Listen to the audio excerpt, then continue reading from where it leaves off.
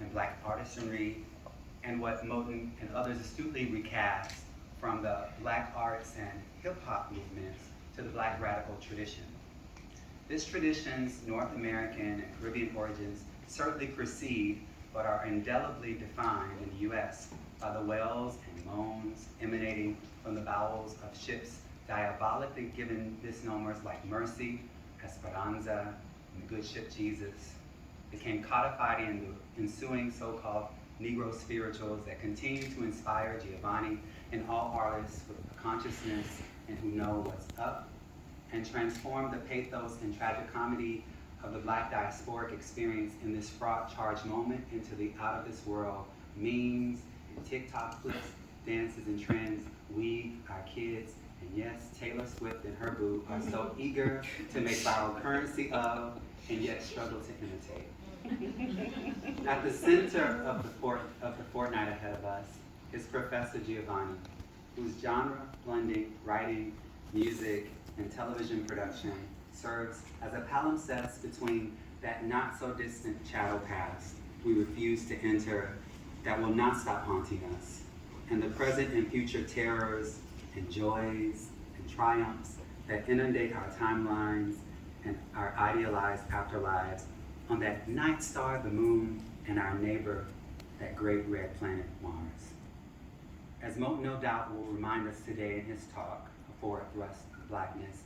Giovanni has always been talking to us, not at us,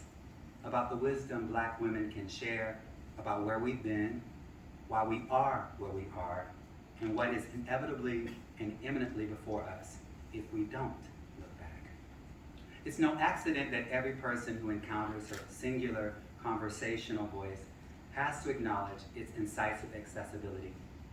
and its bite. No wonder Giovanni earned the title of the Princess of Black Poetry from the 20th century's greatest thought leader and interlocutor, James Baldwin himself, whose centennial the world has been marking this year. Two landmark events inspired this collaboration between Ali and me. One of those viral moments, a clip from Giovanni's 1971 conversation with Baldwin, which aired on the PBS show she produced with Ellis Haysler, Soul, and the global embrace of a 2022 HBO documentary about Giovanni's life, which took Sundance by storm, winning its top prize, and recently won a Creative Arts Emmy. When Ali mentioned her desire to bring Moten, one of the kindest humans I know, without whom I wouldn't have a PhD,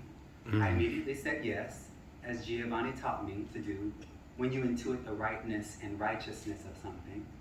And also, I said, only if we also bring Nikki Giovanni. So thank you, Ali, for saying yes to this wild but necessary conversation across generations. Your tireless efforts have single-handedly united more entities on campus than I can name. Your good wit and pluck and refusal to give up on a good idea is the reason we're all here today. Yeah.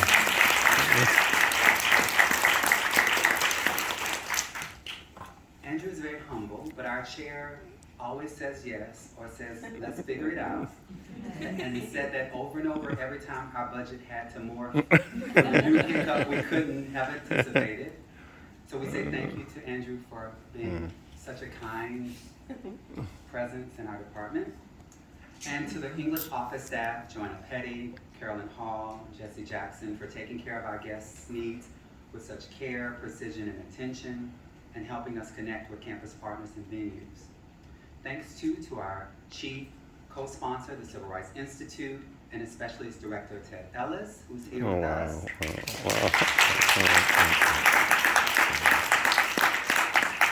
And key board members and FSU treasurers, Dabi and Fred Flowers, and key members of the College of Arts and Sciences and the College of Social Sciences and Public Policy, particularly social media director Rebecca Sage, and our colleagues in the English, creative writing, rec and composition, literature, media, and cultural studies programs, who said yes and gave us money and have brought your students out to support this event, and to our other co-sponsor, the African American Studies program, particularly Chair Katrinelle Davis. She's had her students involved, and our Francis Cushing Irving Chair of American Literature, Aaron Jaffe, who is somewhere in the room. Some of these names you've heard, but I'm like going to call them out so they can get them on. And also to the English Diversity Committee and its chair, John Mack Kilgore, who helped to support us. And to all our graduate student volunteers and leaders of the leading events, particularly Emilio Carrero and Najla Stanley, who I think are here somewhere. And the Literary Journal, the Kudzu Review, who had a beautiful exhibition and retrospective honoring the lives of Giovanni and Moten, multimedia programming, to our librarian in the English department, Mallory Rawls, who helped lead a student and who always finds a way to support whatever it is